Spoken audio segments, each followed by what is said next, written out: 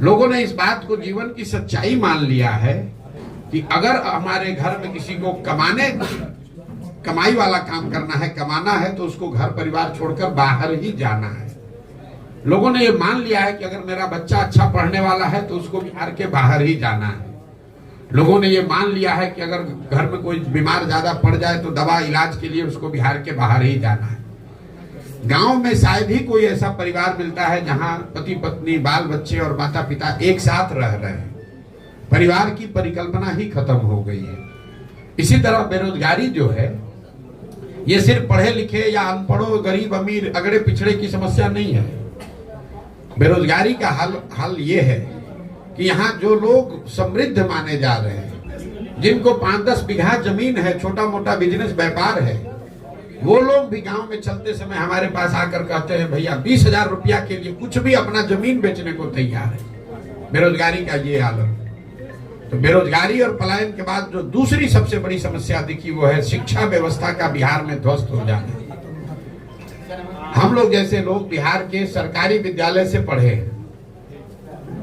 और बिहार में शिक्षा की व्यवस्था बहुत अच्छी कभी नहीं थी, लेकिन आज जो शिक्षा की व्यवस्था है इसमें और पहले वाले में फर्क ये है कि पहले हर जिले में, प्रखंड में 1-2 विद्यालय सरकारी ऐसे जरूर थे जहां पढ़ लिख कर आप आगे बढ़ सकते थे। ये समता मूलक शिक्षा नीति बनाने के नाम पर पूरी शिक्षा व्यवस्था को ध्वस्त कर दिया गया। एक पंक्ति में अगर मैं बिहार की शिक्षा व्यवस्था को बोलूं तो यहाँ पर स्कूलों में खिचड़ी बट रही है और कॉलेज से डिग्री बट रहा है। पढ़ाई दोनों में कहीं नहीं हो रहा है। अब आप ये बताएंगे कि ये इतनी व्यवस्था खराब क्यों है? कुछ लोग बताते हैं कि खिचड़ी बंटने से ये स्थिति खराब हो गई। आप में से कई साथियों का ऐसा भी मानना है कि जो शिक्षक हैं, नियोजित शिक्षक, उनकी क्वालिटी, गुणवत्ता खराब होने से शिक्षण व्यवस्था खराब हो गई। इन दोनों बातों में पूरी सच्चाई नहीं है। अगर सिर्फ खिचड़ी बांटने से बिहार की व्यवस्था खराब हो जाती शिक्षा की, तो 6वीं कक्षा से आगे के विद्यालयों में तो खिचड़ी नहीं बट रहा है, वहां पर पढ़ाई क्यों नहीं हो रहा है? जो लोग ये समझते हैं कि शिक्षकों की गुणवत्ता के वजह से बिहार की शिक्षा व्यवस्था खराब हो गई, आप मुझे बताइए कि पटना साइंस कॉलेज में, आरा जैन कॉलेज में, पटना कॉलेज में, वहां पर पढ़ाई क्यों नहीं हो रही? वहां पर तो नियोजित शिक्षक नहीं पढ़ा रहा है।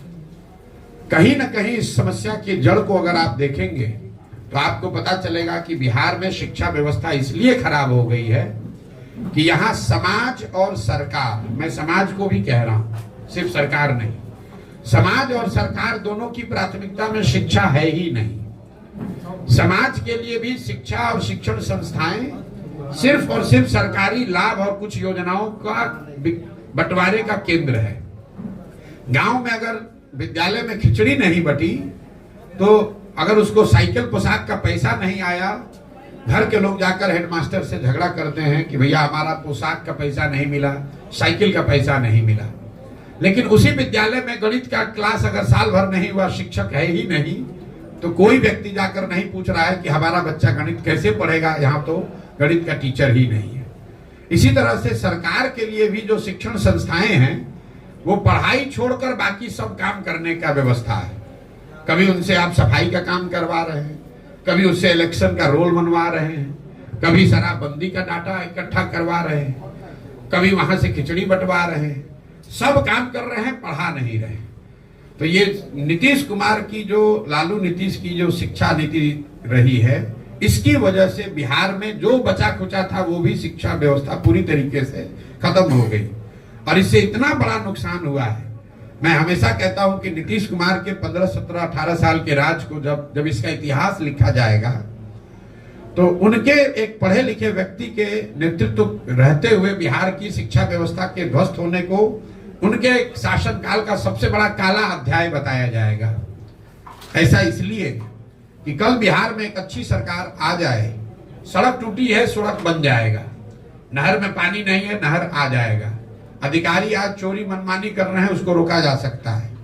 लेकिन जो 2 पीढ़ियां इस ध्वस्त शिक्षा व्यवस्था से पढ़कर निकल गई, अब एक अच्छी सरकार आ भी जाए, अच्छी व्यवस्था बन भी जाए, तो भी उनका जीवन अब सुधरने वाला नहीं है।